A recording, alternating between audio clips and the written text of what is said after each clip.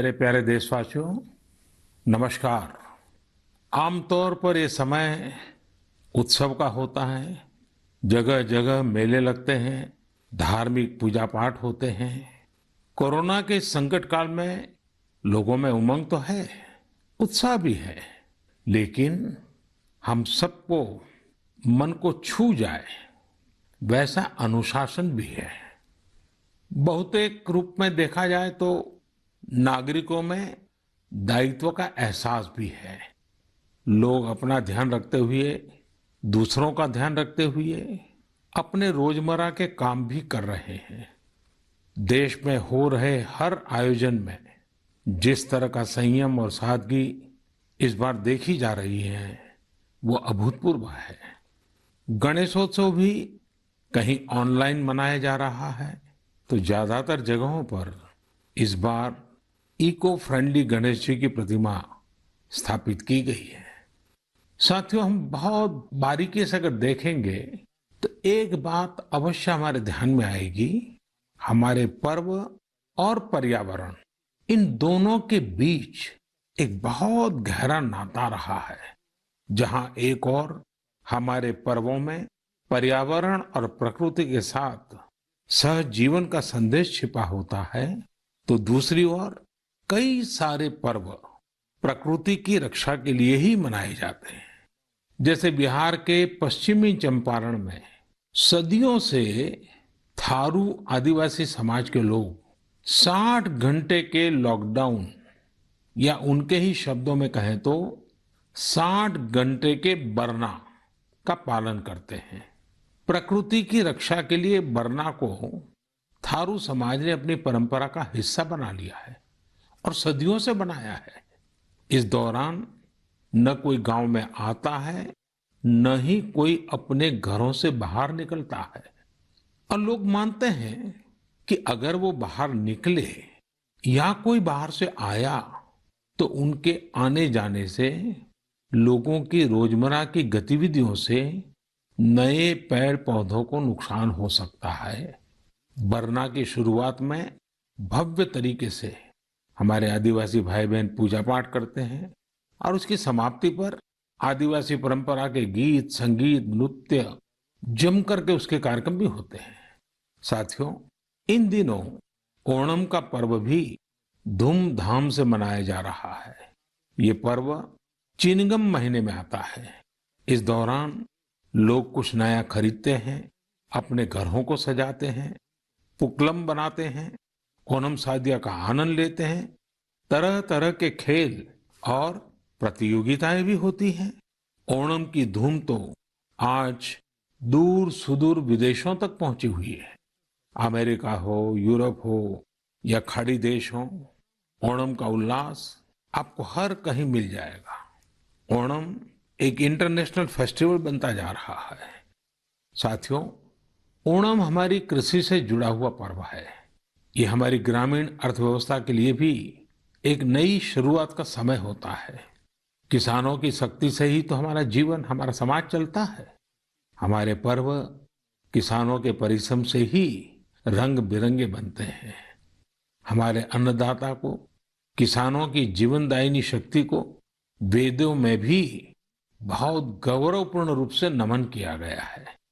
ऋग्वेद में मंत्र है, अन्नानाम पतये नमः, अन्नानाम पतये नमः, क्षेत्राणाम पतये नमः। अर्थात अन्नदाता को नमन है, किसान को नमन है। हमारे किसानों ने कोरोना के इस कठिन परिस्थितियों में भी अपनी ताकत को साबित किया है। हमारे देश में इस बार खरीफ की फसल की बुआई पिछले साल के मुकाबले 7% ज्यादा हुई है। धान की रुपाई इस बार लगभग 10%, दालें लगभग 5%, मोटे अनाज, कोर्स सीरियल्स लगभग 3%, ऑयल सीड्स लगभग 13%, कपास लगभग 3% ज्यादा बोई गई है। मैं इसके लिए देश के किसानों को बधाई देता हूं, उनके परिश्रम को नमन करता हूं। मेरे प्यारे देशवासियों, कोरोना के इस कालखंड में देश कई मोर्चों पर एक साथ लड़ रहा है, लेकिन इसके साथ साथ कई बार मन में ये भी सवाल आता रहा कि इतने लंबे समय तक घरों में रहने के कारण मेरे छोटे छोटे बाल मित्रों का समय कैसे बीतता होगा। और इसी से मैंने गांधीनगर की चिल्ड्रन यूनिवर्सिटी, जो दुनिया में एक अलग तरह का प्रयोग है, भारत सरकार के महिला और बाल विकास मंत्रालय, शिक्षा मंत्रालय, सूक्ष्म लघु और मध्यम उद्योग मंत्रालय, इन सभी के साथ मिलकर हम बच्चों के लिए क्या कर सकते हैं, इस पर मंथन किया, चिंतन किया। मेरे लिए ये बहुत सुखद था, लाभकारी भी था, क्योंकि एक प्रकार से ये मेरे लिए भी कुछ नया जानने का, नया सीखने का अवसर बन गया। साथियों, हमारे चिंतन का विषय था खिलौने और विशेषकर भारतीय खिलौने। हमने इस बात पर मंथन किया कि भारत के बच्चों को नए नए टॉयज कैसे मिले, भारत टॉय प्रोडक्शन का बहुत बड़ा हब कैसे बने। वैसे मैं मन की बात सुन रहे बच्चों के माता पिता से क्षमा मांगता हूं, क्योंकि हो सकता है उन्हें अब ये मन की बात सुनने के बाद खिलौनों की नई नई डिमांड सुनने का शायद एक नया काम सामने आ जाएगा। साथियों, खिलौने जहां एक्टिविटी को बढ़ाने वाले होते हैं, तो खिलौने हमारी आकांक्षाओं को भी उड़ान देते हैं। खिलौने केवल मन ही नहीं बहलाते, खिलौने मन बनाते भी हैं और मकसद गढ़ते भी हैं। मैंने कहीं पढ़ा कि खिलौनों के संबंध में गुरुदेव रविंद्रनाथ टैगोर ने कहा था कि बेस्ट टॉय वो होता है जो इनकम्प्लीट हो, ऐसा खिलौना जो अधूरा हो और बच्चे मिलकर खेल खेल में उसे पूरा करें। गुरुदेव टैगोर ने कहा था कि जब वो छोटे थे तो खुद की कल्पना से घर में मिलने वाले सामानों से ही अपने दोस्तों के साथ अपने खिलौने और खेल बनाया करते थे। लेकिन एक दिन बचपन के उन मौज मस्ती भरे पलों में बड़ों का दखल हो गया। हुआ ये था कि उनका एक साथी एक बड़ा और सुंदर सा विदेशी खिलौना लेकर आ गया। खिलौनों को लेकर इतराते हुए अब सब साथी का ध्यान खेल से ज्यादा खिलौने पर रह गया।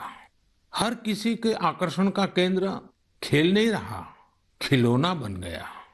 जो बच्चा कल तक सबके साथ खेलता था, सबके साथ रहता था, घुल मिल जाता था, खेल में डूब जाता था, वो अब दूर रहने लगा।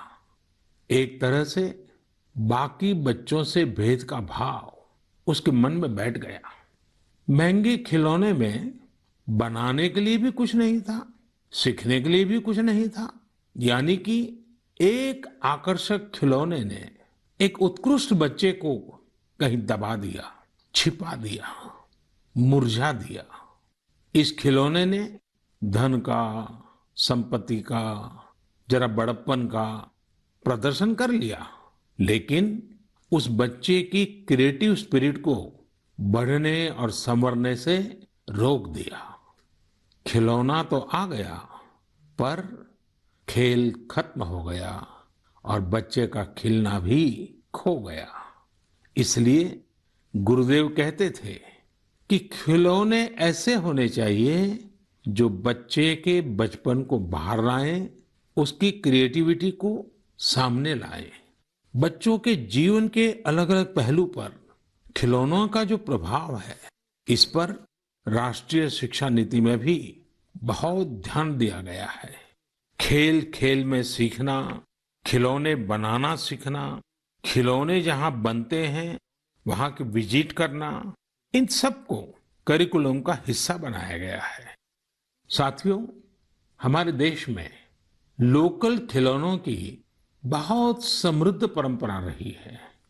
कई प्रतिभाशाली और कुशल कारीगर हैं जो अच्छे खिलौने बनाने में महारत रखते हैं। भारत के कुछ क्षेत्र टॉय क्लस्टर्स यानी खिलौने के केंद्र के रूप में भी विकसित हो रहे हैं। जैसे कर्नाटक के रामनगरम में चन्नापटना, आंध्र प्रदेश के कृष्णा में कोंडापल्ली, तमिलनाडु में तंजौर, असम में धुबरी, उत्तर प्रदेश का वाराणसी, कई ऐसे स्थान हैं, कई नाम गिना सकते हैं। आपको ये जानकर आश्चर्य होगा कि global toy industry 7 lakh crore रुपए से भी अधिक की है। 7 लाख करोड़ रुपयों का इतना बड़ा कारोबार, लेकिन भारत का हिस्सा उसमें बहुत कम है। अब आप सोचिए कि जिस राष्ट्र के पास इतनी विरासत हो, परंपरा हो, विविधता हो, युवा आबादी हो, क्या खिलौनों के बाजार में उसकी हिस्सेदारी इतनी कम होनी हमें अच्छा लगेगा क्या? जी नहीं, ये सुनने के बाद आपको भी अच्छा नहीं लगेगा। देखिए साथियों, टॉय इंडस्ट्री बहुत व्यापक है। गृह उद्योग हो, छोटे और लघु उद्योग हो, एमएसएमईज हो, इसके साथ साथ बड़े उद्योग और निजी उद्यमी भी इसके दायरे में आते हैं। इसे आगे बढ़ाने के लिए देश को मिलकर मेहनत करनी होगी। अब जैसे आंध्र प्रदेश के विशाखापट्टनम में श्रीमान सीवी राजू है। उनके गांव के अति कुपक्का टॉयज एक समय में बहुत प्रचलित थे। इनकी खासियत ये थी कि खिलौने लकड़ी से बनते थे और दूसरी बात ये कि इन खिलौनों में आपको कहीं कोई एंगल या कोण नहीं मिलता था। ये खिलौने हर तरफ से राउंड होते थे, इसलिए बच्चों को चोट की भी गुंजाइश नहीं होती थी। सीवी राजू ने एती को पक्का टॉयज के लिए अब अपने गांव के कारीगरों के साथ मिलकर एक तरह से नया मूवमेंट शुरू कर दिया है। बेहतरीन क्वालिटी के एती को पक्का टॉयज बनाकर सीवी राजू ने स्थानीय खिलौनों की खोई हुई गरिमा को वापस ला दिया है। खिलौनों के साथ हम दो चीजें कर सकते हैं। अपने गौरवशाली अतीत को अपने जीवन में फिर से उतार सकते हैं और अपने स्वर्णिम भविष्य को भी संवार सकते हैं। मैं अपने स्टार्टअप मित्रों को, हमारे नए उद्यमियों से कहता हूं, टीम अप फॉर टॉयज। आइए मिलकर खिलौने बनाएं। अब सभी के लिए लोकल खिलौनों के लिए वोकल होने का समय है। आइए हम अपने युवाओं के लिए कुछ नए प्रकार के अच्छी क्वालिटी वाले खिलौने बनाते हैं। खिलौना वो हो जिसकी मौजूदगी में बचपन खिले भी, खिल खिलाए भी। हम ऐसे खिलौने बनाएं जो पर्यावरण के भी अनुकूल हो। साथियों, इसी तरह अब कंप्यूटर और स्मार्टफोन के इस जमाने में कंप्यूटर गेम्स का भी बहुत ट्रेंड है। ये गेम्स बच्चे भी खेलते हैं, बड़े भी खेलते हैं, लेकिन इनमें भी जितने गेम्स होते हैं उनकी थीम्स भी अधिकतर बाहर की ही होती है। हमारे देश में इतने आइडियाज हैं, इतने कंसेप्ट्स हैं, बहुत समृद्ध हमारा इतिहास रहा है कि हाँ, हम उन पर गेम्स बना सकते हैं। मैं देश के युवा टैलेंट से कहता हूं, आप भारत में भी गेम्स बनाइए और भारत के भी गेम्स बनाइए। कहा भी जाता है, लेट द गेम्स बिगिन। तो चलो खेल शुरू करते हैं। साथियों, आत्मनिर्भर भारत अभियान में वर्चुअल गेम्स हो, टॉयज का सेक्टर हो, सबने बहुत महत्वपूर्ण भूमिका निभानी है और ये अवसर भी है। जब आज से 100 वर्ष पहले असहयोग आंदोलन शुरू हुआ तो गांधी जी ने लिखा था कि असहयोग आंदोलन देशवासियों में आत्मसम्मान और अपनी शक्ति का बोध कराने का एक प्रयास है। आज जब हम देश को आत्मनिर्भर बनाने का प्रयास कर रहे हैं तो हमें पूरे आत्मविश्वास के साथ आगे बढ़ना है। हर क्षेत्र में देश को आत्मनिर्भर बनाना है। असहयोग आंदोलन के रूप में जो बीज बोया गया था उसे अब आत्मनिर्भर भारत के वटवृक्ष में परिवर्तित करना हम सबका दायित्व है।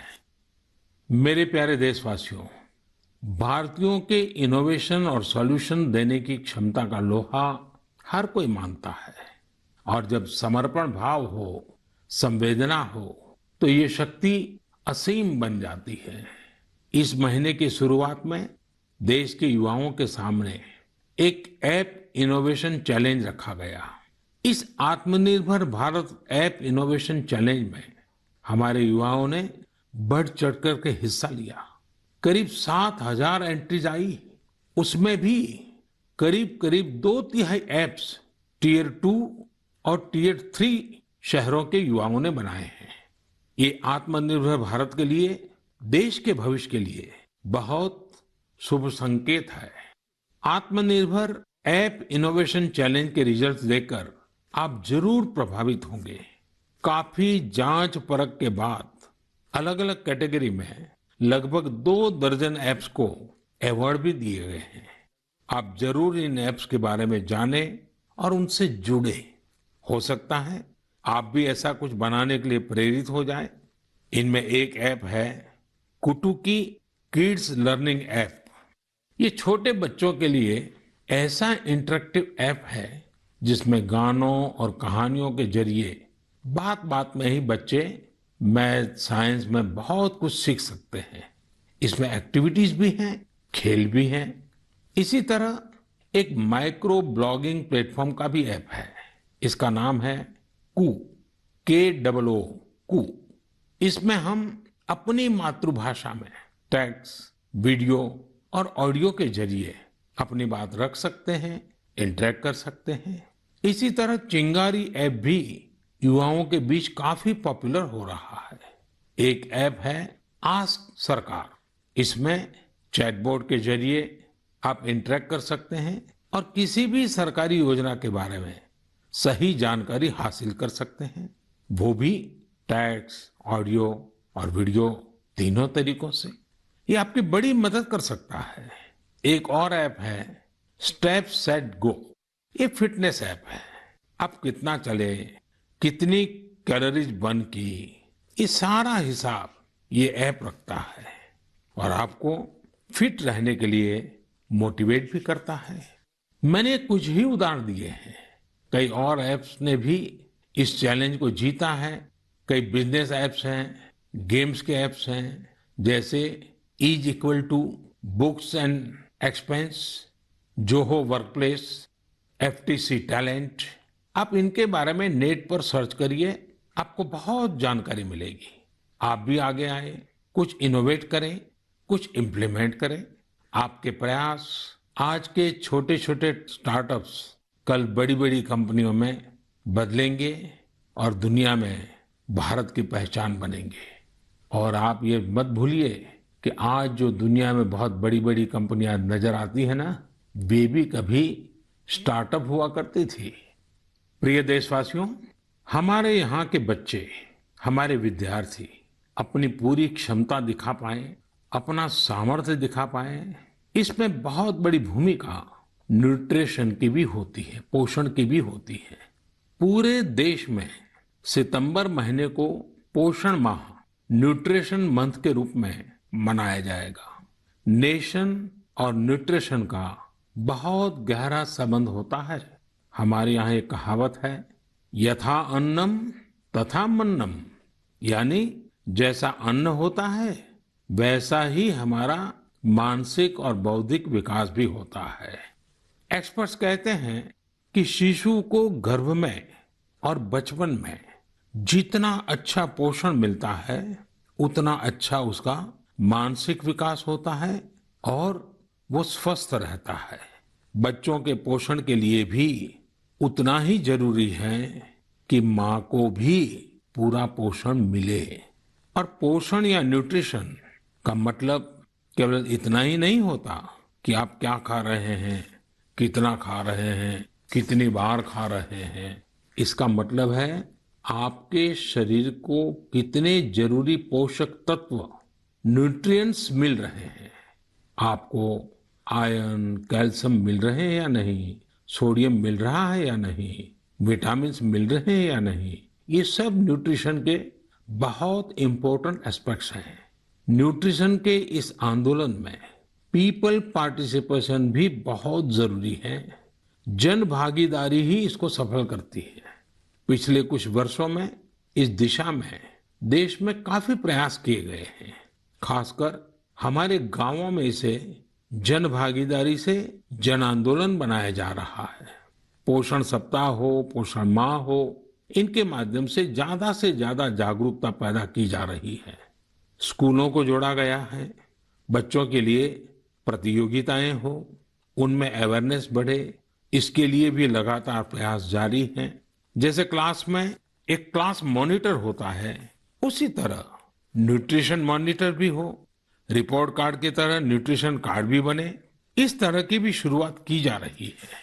पोषण माह न्यूट्रिशन मंथ के दौरान माय गॉव पोर्टल पर एक फूड एंड न्यूट्रिशन क्विज भी आयोजित की जाएगी और साथ ही एक मीम कंपटीशन भी होगा। आप खुद पार्टिसिपेट करें और दूसरों को भी मोटिवेट करें। साथियों, अगर आपको गुजरात में सरदार वल्लभ भाई पटेल के स्टैच्यू ऑफ यूनिटी जाने का अवसर मिला होगा और कोविड के बाद जब वो खुलेगा और आपको जाने का अवसर मिलेगा, तो वहाँ एक यूनिक प्रकार का न्यूट्रिशन पार्क बनाया गया है। खेल खेल में ही न्यूट्रिशन की शिक्षा आनंद प्रमोद के साथ वहाँ जरूर देख सकते हैं। साथियों, भारत एक विशाल देश है, खान पान में ढेर सारी विविधता है। हमारे देश में 6 अलग अलग ऋतुएं होती हैं। अलग अलग क्षेत्रों में वहाँ के मौसम के हिसाब से अलग अलग चीजें पैदा होती हैं। इसलिए ये बहुत ही महत्वपूर्ण है कि हर क्षेत्र के मौसम, वहाँ के स्थानीय भोजन और वहाँ पैदा होने वाले अन्न, फल, सब्जियों के अनुसार एक पोषक न्यूट्रिएंट रिच डाइट प्लान बने। अब जैसे मिलेट्स, मोटे अनाज, रागी है, ज्वार है, ये बहुत उपयोगी पोषक आहार है। एक भारतीय कृषि कोष तैयार किया जा रहा है। इसमें हर एक जिले में क्या क्या फसल होती है, उनकी न्यूट्रिशन वैल्यू कितनी है, इसकी पूरी जानकारी होगी। ये आप सबके लिए बहुत बड़े काम का कोष हो सकता है। आइए, पोषण माह में पौष्टिक खाने और स्वस्थ रहने के लिए हम सभी को प्रेरित करें। प्रिय देशवासियों, बीते दिनों जब हम अपना स्वतंत्रता दिवस मना रहे थे, तब एक दिलचस्प खबर पर मेरा ध्यान गया। ये खबर है हमारे सुरक्षा बलों के 2 जाबाज किरदारों की। एक है सोफी और दूसरी विदा। सोफी और विदा इंडियन आर्मी के श्वान है, डॉग्स है, और उन्हें chief of army staff commendation card से सम्मानित किया गया है। सोफी और विदा को ये सम्मान इसलिए मिला क्योंकि इन्होंने अपने देश की रक्षा करते हुए अपना कर्तव्य बखूबी निभाया है। हमारी सेनाओं में, हमारे सुरक्षा बलों के पास ऐसे कितने ही बहादुर श्वान हैं, डॉग्स हैं, जो देश के लिए जीते हैं और देश के लिए अपना बलिदान भी देते हैं। कितने ही बम धमाकों को, कितनी ही आतंकी साजिशों को रोकने में ऐसे डॉग्स ने बहुत अहम भूमिका निभाई है। कुछ समय पहले मुझे देश की सुरक्षा में डॉग्स की भूमिका के बारे में बहुत विस्तार से जानने को मिला। कई किस्से भी सुने।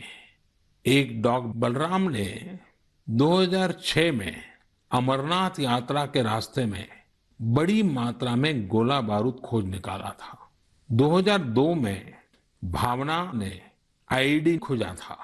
आईईडी निकालने के दौरान आतंकियों ने विस्फोट कर दिया और श्वान शहीद हो गए। 2-3 वर्ष पहले छत्तीसगढ़ के बीजापुर में सीआरपीएफ का स्निफर डॉग क्रैकर भी आईईडी ब्लास्ट में शहीद हो गया था। कुछ दिन पहले ही आपने शायद टीवी पर एक बड़ा भावुक करने वाला दृश्य देखा होगा, जिसमें बीड़ पुलिस अपने साथी डॉग रॉकी को पूरे सम्मान के साथ आखिरी विदाई दे रही थी। रॉकी ने 300 से ज्यादा केसों को सुलझाने में पुलिस की मदद की थी।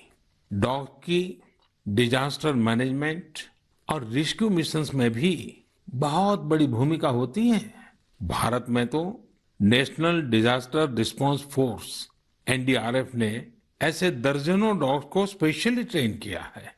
कहीं भूकंप आने पर, इमारत गिरने पर, मलबे में दबे जीवित लोगों को खोज निकालने में ये डॉग्स बहुत एक्सपर्ट्स होते हैं।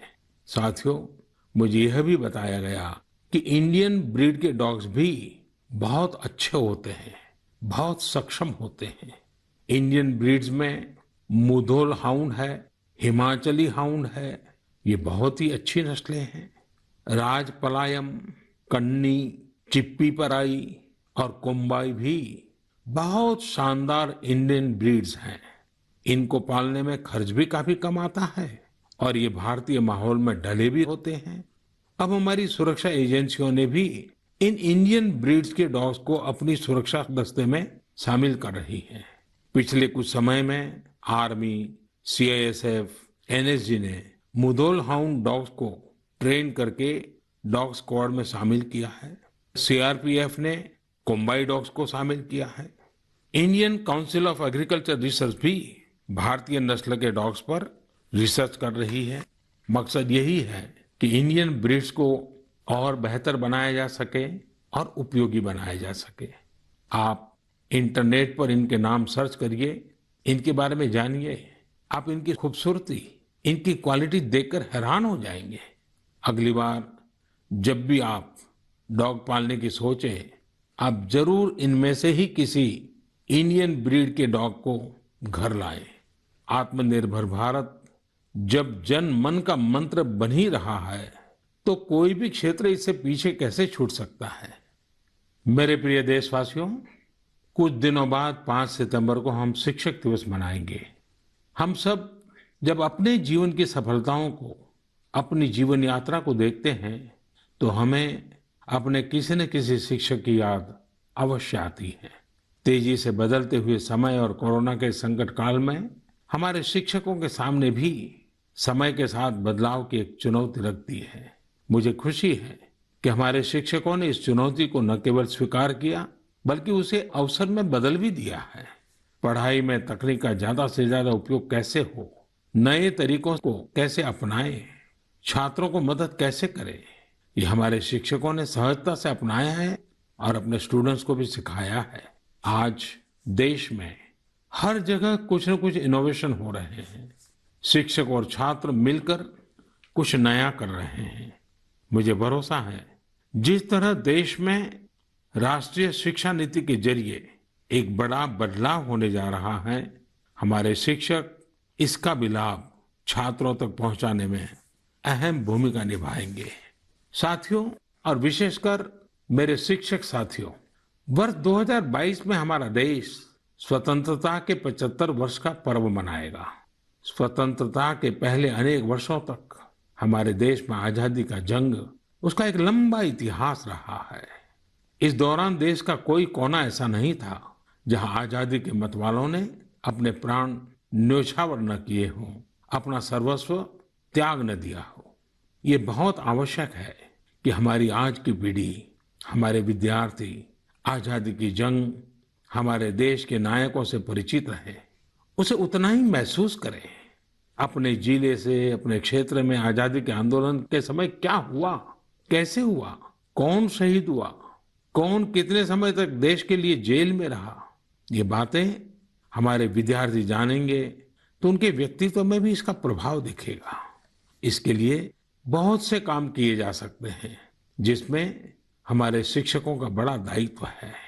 जैसे आप जिस जिले में हैं, वहां शताब्दियों तक जो आजादी का जंग चला, उन आजादी के जंग में वहां कोई घटनाएं घटी है क्या, इसे लेकर विद्यार्थियों से रिसर्च करवाई जा सकती है। उसे स्कूल के हस्तलिखित अंक के रूप में तैयार किया जा सकता है।